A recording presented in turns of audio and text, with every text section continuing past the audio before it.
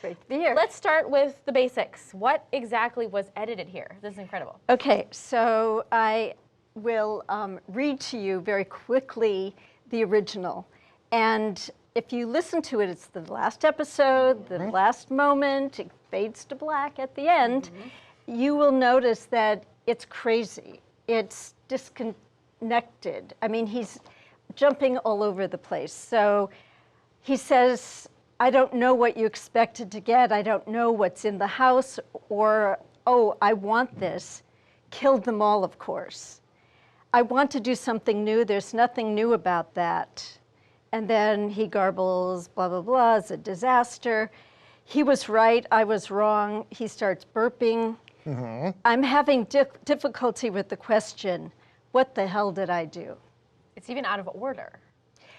Well, it's very discontinued. It's very disconnected. So as a documentary filmmaker who wants a strong ending. And you get a strong ending with this one, by the way. They decided to make sense out of it, their sense. And they have every right to do that.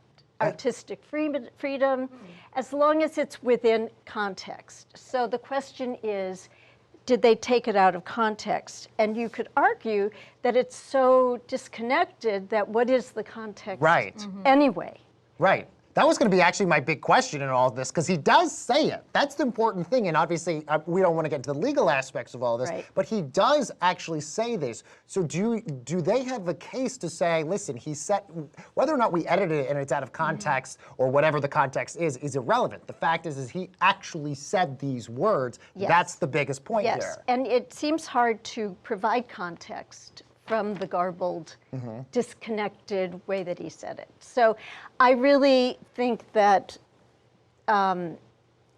ethically, you know, they could have just had killed them all, of course, and no one would complain. It's the, what the hell did I do? Well, I'm glad, but as a documentary filmmaker, and of course, to your point, you want the best ending possible. I mean, what sort of documentary filmmaker who's investigating potential murder wouldn't want the subject that they're investigating saying this at the end? This is why the Jinx got so much attention. If you were doing this, at the end of the day, if you were doing this film, would you have done the same thing as they did? I might have just had killed them all, of course.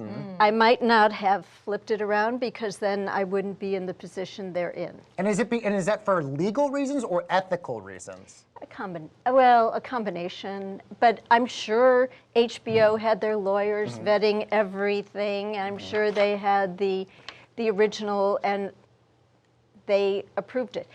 But if you go back to the other parts of the film, of the documentary, there's a lot of really strong evidence. Right. And they did a lot of research and a lot of investigation. This line, confession, is strong, but probably the evidence they uncovered is even stronger. So absolutely right. I'm glad you mentioned Let's go back to the ethics, though. Are there unwritten rules as a documentary filmmaker as to what you consider ethical? Are there actual rules? How does this blurred line kind of work? Well, the most important thing is that you don't take a quote out of context.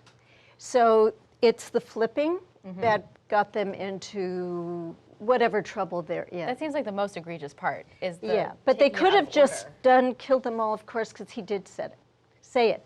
And of course, the brilliance of the camera rolling while he went to the bathroom is just amazing. Is that unethical itself, the fact that it was rolling? No, he knew he had a microphone. You have a microphone on, I have a microphone on. He forgot.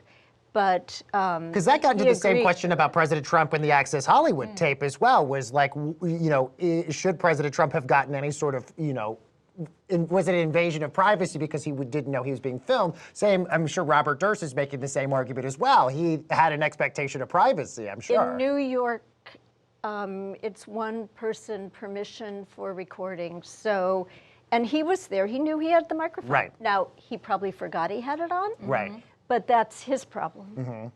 Let's talk about the fact that, you know, there's so many great documentaries out there, and they're all highlighting different areas of scandals out there.